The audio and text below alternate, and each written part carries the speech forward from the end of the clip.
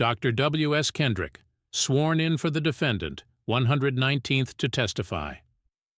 I have been a practicing physician for 35 years. I was dean of the Atlanta Medical College. I gave Dr. Harris his first position there.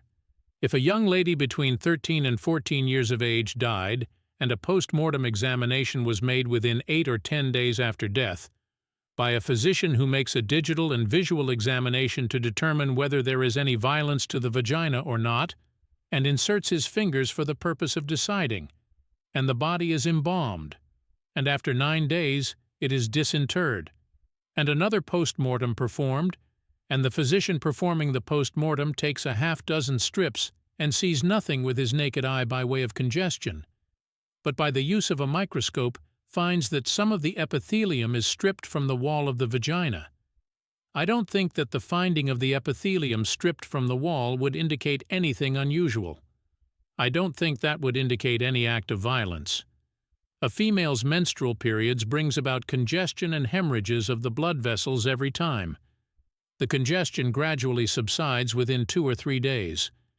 That would not be any indication of violence, nor could you tell how long before death the violence had been inflicted. If a young lady had a wound on the back of the head about 1.5 inches long cutting to the skull and the skull was open and a small hemorrhage was found, that did not involve pressure on the brain, and the brain itself was not injured, I am positive that no man examining the body 9 or 10 days after death could have any way of telling whether that wound would produce unconsciousness or not. It would be a pure conjecture if he said anything on that subject. Skulls are sometimes fractured without unconsciousness. Each stomach is a law to itself. It is a known fact that some stomachs will digest different substances quicker than others.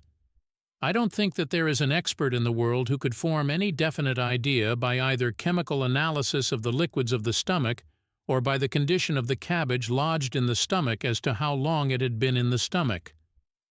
Cross-examination.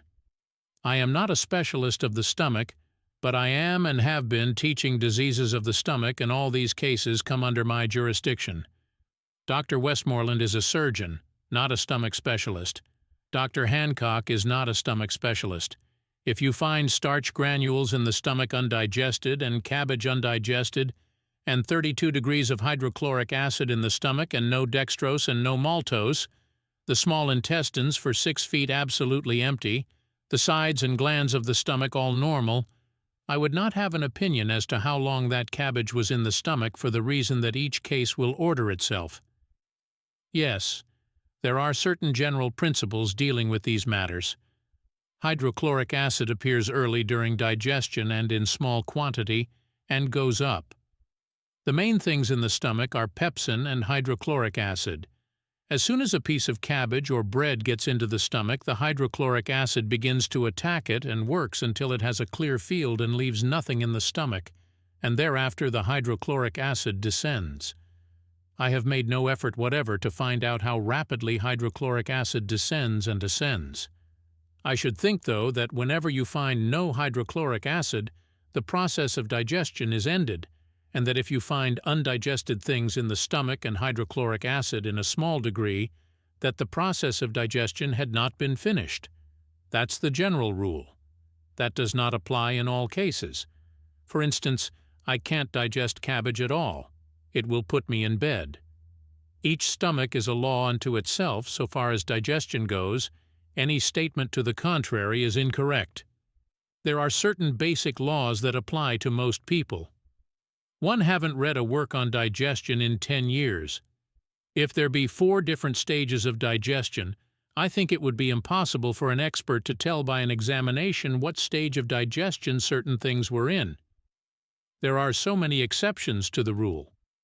As to whether the cabbage had been digested or not, if whole pieces of cabbage were there, I could tell.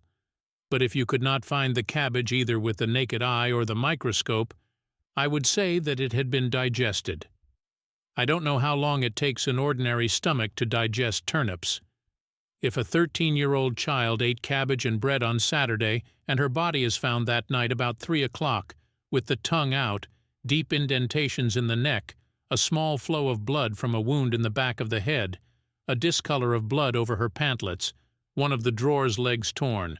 The stocking supporter torn loose. Rigor mortis had set in since 16 to 20 hours.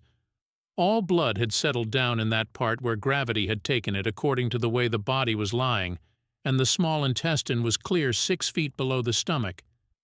The stomach was normal, and there was no mucus, and every indication was that the digestion was progressing favorably, and this cabbage was found with the naked eye in the stomach and unmistakable evidences of undigested starch granules and 32 degrees of hydrochloric acid. I say emphatically that no man living in my judgment could say how long that cabbage had been in the stomach. If Mary Fagan was alarmed concerning her surroundings, or knew that certain facts were upon her, digestion then and there would have almost been completely arrested. If she lived 6 or 8 hours after this alarm, I say that no digestion could have continued up to the time of her death. Any kind of mental or physical excitement would largely arrest digestion, probably completely. I could tell by looking into the stomach that day, but if I examined that 10 days afterwards and found the cabbage in that state, and I had said that death or excitement had arrested its digestion, I would consider that I had stated one of the greatest absurdities of the day. I don't believe it is possible to tell a thing in the world of the contents of the stomach of a person that had been dead 6 or 8 or 10 days. Yes, that looks like cabbage, states Exhibit G. Redirect examination. That cabbage doesn't look, states Exhibit G, as if it had been chewed at all. Cabbage chewed that way would be hard to digest.